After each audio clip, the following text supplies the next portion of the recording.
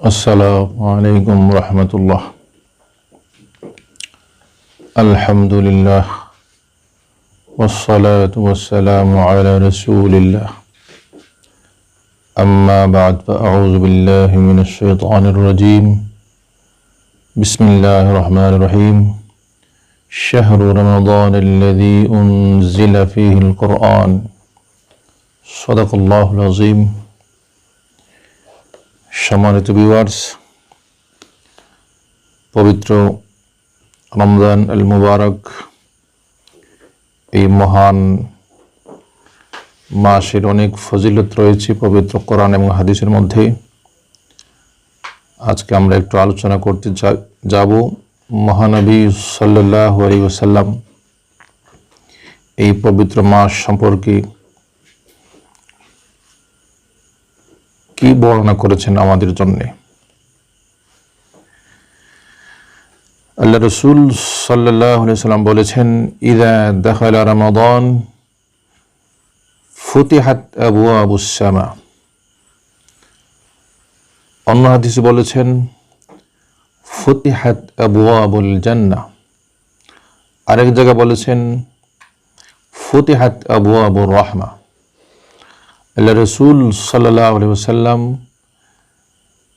তিন জায়গায় তিন শব্দে উল্লেখ করেছেন যে যখন পবিত্র রমজান মাস আসে তখন আল্লাহ তাআলার আকাশ খুলে দেওয়া হয়। বলেছেন বেহেশতের সকল দরজা খুলে দেওয়া হয়। আরও বলেছেন আল্লাহ তাআলার রহমতের সকল দরজা খুলে দেওয়া হয়। শব্দ যদিও বা তিন জায়গায় তিনটা এসেছে, সব জায়গায় উদ্দেশ্য একটাই, অর্থাৎ আল্লাহ তাআলা তার প্রিয় বান্দাদের উপর, পৃথিবীর সমস্ত মানুষের উপর অতীব সদয় ও মেহেরবান হয়ে আল্লাহ তাআলা এই মাসের ফজিলতের কারণে রহমতের দরজা খুলে দেন, বেহেশতের দরজা খুলে দেন। এ কারণে যদি কোনো ব্যক্তি রমজান মাসে মৃত্যুবরণ করে তাহলে তার কবরের আযাব স্টপ থাকে বা বন্ধ থাকে। তারপরে আল্লাহ রাসূল বলেছেন ওয়াসুলসিলাতিশ শায়াতিন, বলেছেন আরও একটা বৈশিষ্ট্য হচ্ছে এই মাসের আল্লাহ তাআলা শয়তান সৃষ্টি করেছেন। শয়তানের উদ্দেশ্য হচ্ছে শয়তান মানুষকে পথভ্রষ্ট করবে, বিভ্রান্ত করবে, মানুষকে সৎ পথ থেকে ভুল এবং ভ্রান্ত পথে পরিচালিত করবে। এটাই হচ্ছে শয়তানের কাজ। তো আল্লাহ তাআলা জানিয়ে দিয়েছেন তার রাসূল করিম সাল্লাল্লাহু আলাইহি ওয়াসাল্লামের মাধ্যমে যে পবিত্র রমজান মাস আগমনের সাথে সাথেই সম্পূর্ণটা মাস শয়তান আবদ্ধ থাকে, অর্থাৎ শয়তানকে আল্লাহ তাআলা বন্দী করে রাখেন যেন মানুষের কাছে গিয়ে মানুষকে বিভ্রান্ত করতে না পারে। এই হাদিসটি বুখারী এবং মুসলিম শরীফের মধ্যে রয়েছে। আল্লাহ রাসূল সাল্লাল্লাহু আলাইহি ওয়াসাল্লাম ইরশাদ করেছেন, পবিত্র রমজান মাস আগমনের সাথে সাথেই সম্পূর্ণটা মাসের জন্যই আকাশের দরজা, বেহেশতের দরজা এবং রহমতের দরজা উন্মুক্ত করে দেওয়া হয়। এটা আসলে বান্দাদের জন্য কত বড় একটা প্রাপ্তি, আল্লাহর পক্ষ থেকে বান্দাদের জন্য কত বড় একটি পুরস্কার। বৎসরে 12টা মাস রয়েছে, কিন্তু আর কোনো মাসে এরকম বিশেষ কোনো পুরস্কার আল্লাহর পক্ষ থেকে আসে না এবং থাকে না। শুধুমাত্র এ মাসের জন্য আল্লাহ তাআলা তার প্রিয় বান্দাদের জন্য একটি পুরস্কার ঘোষণা করেছেন। সেটা হচ্ছে কি, রমজান মাসের শুরুতেই আকাশের দরজা, বেহেশতের দরজা, রহমতের দরজা আল্লাহ তাআলা ওপেন করে রাখেন। যতক্ষণ পর্যন্ত এই মাস চলতে থাকবে, চাই সেটা 29 দিনের হোক অথবা 30 দিনের হোক, পরিপূর্ণ মাস আল্লাহ তাআলার মেহেরবানিতে পৃথিবীবাসীর জন্যে, মানুষের জন্যে বেহেশতের দরজা খুলে রাখা হয়।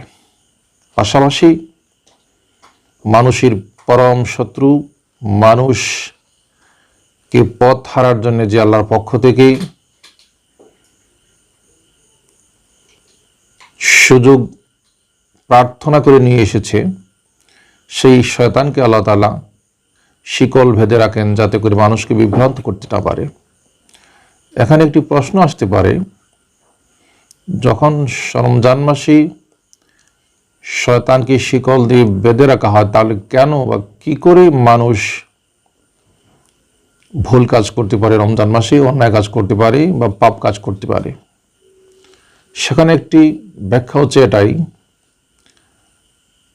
একটা ব্যক্তির সাথে বা একজন মানুষের সাথে শয়তান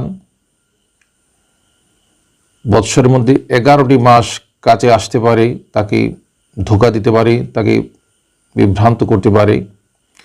হাদিসে আল্লাহ রাসূল ইরশাদ করেছেন, ইন্না শাইতান ইয়াজরি মিনাল ইনসানি মাজরাদ দাম, অর্থাৎ একটা ব্যক্তির দেহের মধ্যে যে যে পথ দিয়ে রক্ত সঞ্চালন করে, সে পথ দিয়ে মানুষের দেহের ভিতরে শয়তান আসা যাওয়া করতে পারে।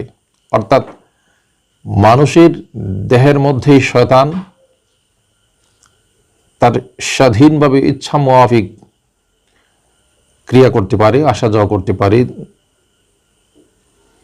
তো 11টি মাস যখন সে উন্মুক্ত থাকে, মানুষকে বিভ্রান্ত করতে পারে, সেই বিভ্রান্তির শিকার হওয়ার পরে মানুষ রমজান মাসেও অনেক সময় ভুল করে বসে, পাপ করে বসে বা শয়তানি কাজ করে বসে। সেটা হচ্ছে একটি ব্যাখ্যা। উদাহরণস্বরূপ বলা যায়, যদি 11 মিনিট অথবা 11 ঘন্টা একটি ফ্যান বৈদ্যুতিক সাহায্যে চলতে থাকে, তো ফ্যানটা অফ করার পরে কিন্তু সাথে সাথেই ফ্যান দাঁড়িয়ে যাবে না, সে আর অনেকক্ষণ ঘুরতে থাকে।